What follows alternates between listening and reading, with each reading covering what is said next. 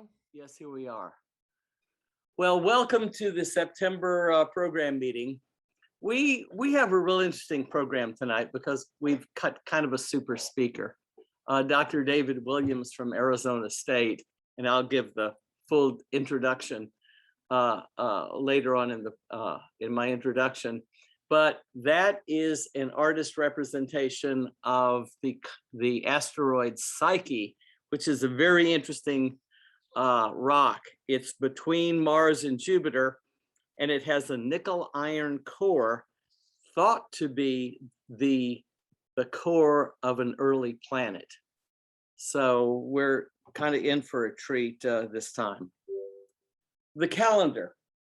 We all know that outreach is going pretty well, and we just had a star party at a new venue up at Dixon Lake that turned out pretty well. There are trees. It was kind of bright up there, but nonetheless, it's kind of an exciting place to go. We're still working to restart the city star parties. Balboa Park will probably come way before Mission Trails duo of West Sycamore and Kumeyaay Campground. On the calendar, next Wednesday, we have an ASIG meeting. And if you've ever thought about joining the imaging fraternity or the bunch of crazies or whatever we call ourselves, this might be a good time. It'll be at David Woods' house in Scripps Ranch. He lives on a cul-de-sac that's pretty dark. He knows how to make it darker, but we're actually going to be setting up our gear and imaging and tracking and doing all the things that we have to do. So if you want to come see the process, see the equipment, see the frustration, that would be a good thing to do. Sycamore Canyon's back on for the 24th. Next Friday, we have a TDS member night early October, a triple header on the 9th of October, KQ, Oak Oasis, and our public star party at TDS. So pretty much the whole club will be out doing something. There's kind of a neat opportunity in mid-October that you see.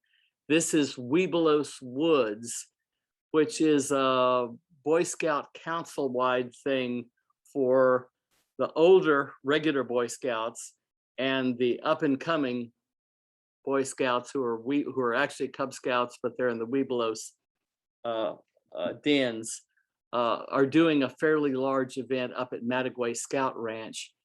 The star party will be on Friday, but if you want to camp out there and camp with the Boy Scouts, and I'm sure you can find somebody to feed you, that'll be available too. Program meeting on the 20th, that'll be a very interesting one because we have an actual astrobiologist from Caltech to talk about if you found life on another planet, it would probably be fossilized, and what would the fossil look like? We also have a star party that night. And again, our next October ASIG meeting, a topic to be announced. We talked about a little bit about the barbecue when we were all online waiting to get the link set up. If you were there, I'm sure you had a great time. Look on the right, look at all the cars we had at Tierra del Sol. The concrete space got filled in with telescopes later. And on the left is our giant Dobsonian, whose mirror was actually figured by John Dobson himself. It is big, it has good optics. There you see it's surrounded by a group of firemen who came in, 3 fire vehicles and everything.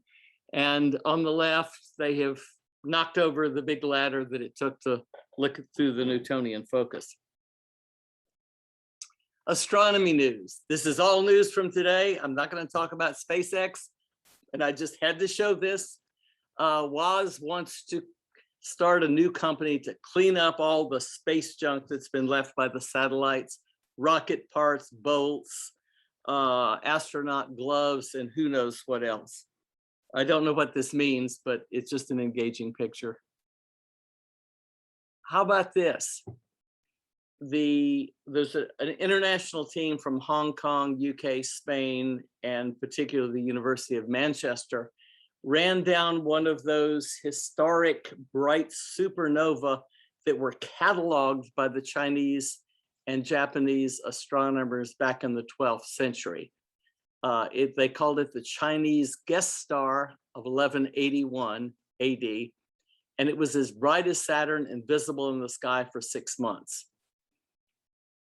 What the team actually did is measured the velocity of the outgoing nebula from a particular star, the nebulosity surrounding this star called Parker's star, figured out its velocity, and then back calculated the age, which would then coincide with the 1181 event, and it's in the same location and so forth.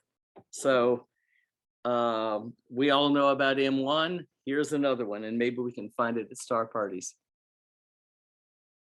I like to show an image. Our speaker is a very good imager. I picked these from our own ASIC gallery. This is Mark again with his 5-inch Apo refractor, and you can see the specs there. But this is an IC known as the Elephant's Trunk Nebula, and you can see the little trunk as if the head was off to the right. So if you want your picture featured at one of these meetings, please load it to the ASIC gallery.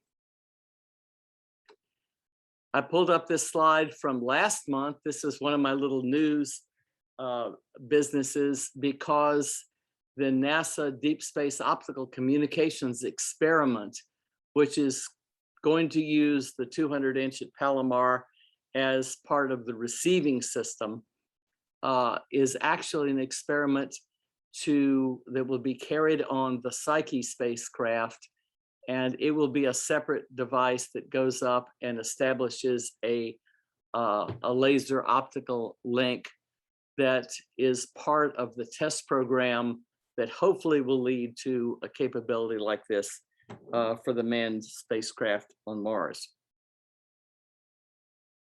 So getting back to the meat of the program, Dr. Williams is on board. He is a research professor at the School of Earth and Space Exploration at Arizona State, and the co-investigator and deputy imager lead for the NASA Psyche mission. He's the director of the Ronald Greeley Center for Planetary Studies, which is the NASA Regional Planetary Image Facility at ASU, and also the director of the NASA Planetary Aeolian Laboratory at Ames.